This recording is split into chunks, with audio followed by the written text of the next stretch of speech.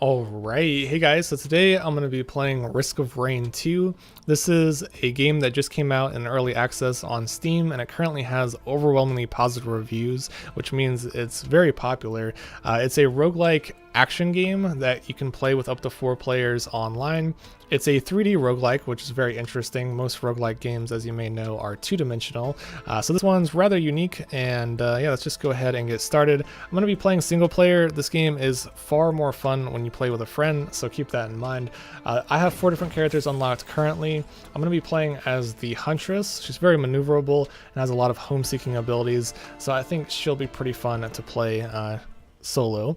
I do want to also show you guys that in the top right corner there's a timer and there's also a difficulty meter. The longer you play, the harder the game gets. You basically try to survive as long as possible. So there's different strategies. You can rush to the finish to try to get to the next stage without it increasing in difficulty too much, or you can decide to explore the map a little bit more and look for items that you can use to increase your character's abilities and stats and so forth. So let's go ahead and kill these small creatures, get a little bit of money, open a chest. What do we get? We got a chrysalis. This will allow us to fly temporarily. So there's all sorts of items that you can find, and they all give you unique abilities. And every time you play, the maps are randomized a bit. I wouldn't call them procedural because the maps are pretty much the same, but sometimes there's areas that you don't have access to on certain runs, and the equipment is scattered out in random locations, and you spawn in different places as well. So the goal is to find a teleporter. A teleporter will summon the boss, and when you summon the boss, you can move on to the next stage. So right now I'm just going to kill some of these small enemies that are spawning around in different places. That enemy has a lot of health. Get a little bit more money. Don't quite have $50 to open that yet. There's a coin chest over here. Go ahead and unlock that. I'm going to go back and unlock that chest. So there's 2 different types of chests. One gives you like a little bit rarer items than the other. Dealing damage heals you. That's a nice one. So I believe the teleporter is probably up there on that ridge. Hopefully we get a boss that isn't too difficult. We got a stone titan. This enemy can be very annoying because once he hits you with a laser, you can't get him off of you unless you go behind cover. But I think we're in a good area, so it shouldn't be too bad. You can just go behind the tree every time he shoots his laser. You can also fly. I have to remember I can fly. I'll go ahead and show you guys what flying is like. Oh, oh, oh. See, as you can see, it's very easy to die if you're not behind cover.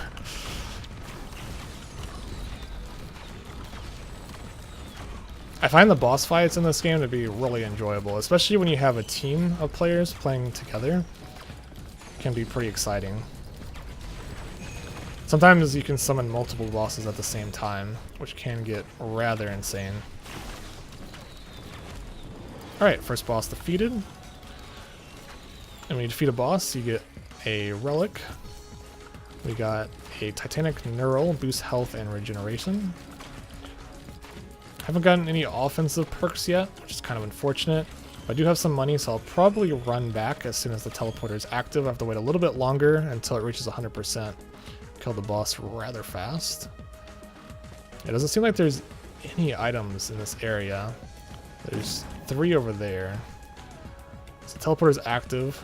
I'm going to run back and look for as many items as possible and try to spend all of our cash. And my healing drones will come with me to the next level as well, which will be super helpful. So I don't really have to worry about health at the moment. I just need some better abilities, some more damage.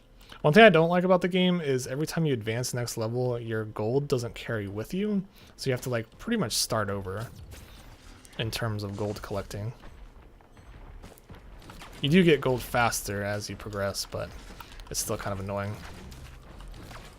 Sometimes you'll end the stage with like hundreds, if not thousands of gold, and you just wish you could spend it. Alright, so this thing over here, I can sacrifice 50% of my health and get some gold. So I went ahead and did that. I'd actually charge a secondary skill. That could be useful.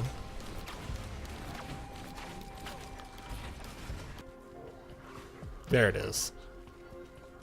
That one was just hard to see. It blends in with the textures as well. We're fighting a queen. Where did it spawn? Oh, there it is.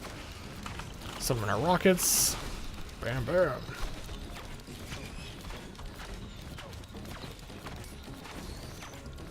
So many enemies up here. Let's do our rockets again.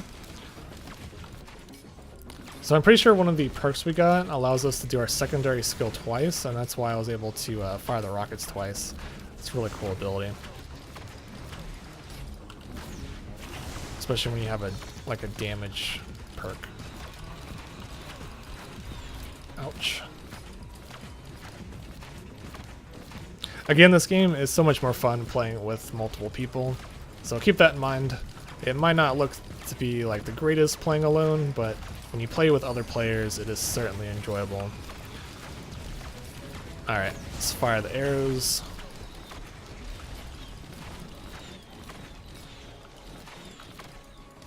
And the boss is dead. So now we just wait until the next level. Sometimes you can find shrines to summon multiple bosses at once as well, and whenever you have multiple bosses, it's just really fun and kind of gets intense at times.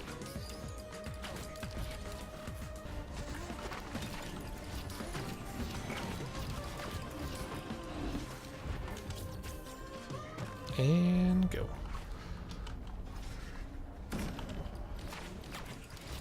Which boss did we get this time? Imp Overlord. This is just a giant red creature.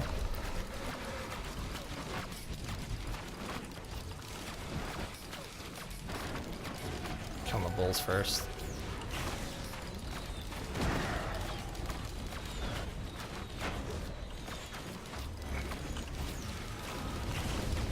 Whoa! Alright, this is gonna get pretty intense.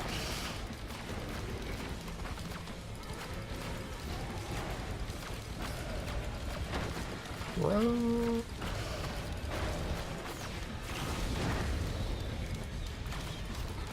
gonna go ahead and purchase this. Allows us to jump in the air. Be a quick escape. It was flying up. Alright, do our rocket ability. Don't know where the imp went. Oh, there he is. Ah!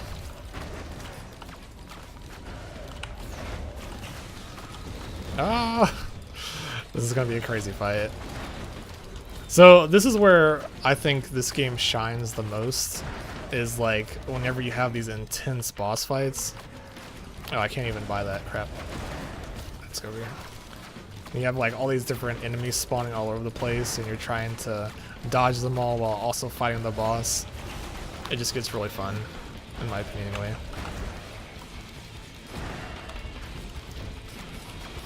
Could just keep jumping on this thing. So I could like get out of the this bubble, right? There's a bubble that's around the teleporter. While I'm in the bubble, the teleporter charges. But you can always just exit the bubble and come back in whenever. You can still kill the boss while you're outside the bubble. Just thought I'd point that out.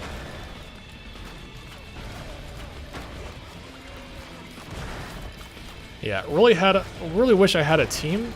The game is a little bit more difficult when you're playing alone because you're receiving all the damage and all the enemies are targeting you instead of splitting it between your team members. But there we go. What do we get? A fuel cell. Hold an additional equipment charge, reduce equipment cooldown. So I think I might have 3 charges on my rocket launcher, which is pretty good. So I'm entering very hard difficulty now. So I started out on easy, now I'm on very hard. So things are gonna get a lot more difficult. There's another healing drone. There's a magma worm. There's another, there's a teleporter. Boss. Could do it now actually, but yeah, let's just fight the boss. Fight the boss. Got another healing drone. Where's the boss? Magma worm. Oh crap.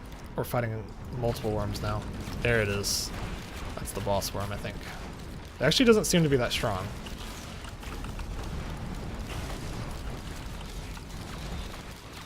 So I did all 3 rockets at once. Rockets just flying everywhere. Holy crap. So fighting the worm is kind of annoying sometimes just because it flies around in all sorts of different directions. It just means you can't shoot it all the time. There's actually 2 worms here because we didn't kill that first one. And I died. Oh man. I didn't even realize I was taking damage and I just suddenly died. But I guess this is a good stopping point so this video doesn't drag on for too long. You can basically see where it's heading. It gets harder and harder as you progress, and there's all sorts of really interesting bosses and a ton of different items you can unlock. You can also unlock more items as you play through.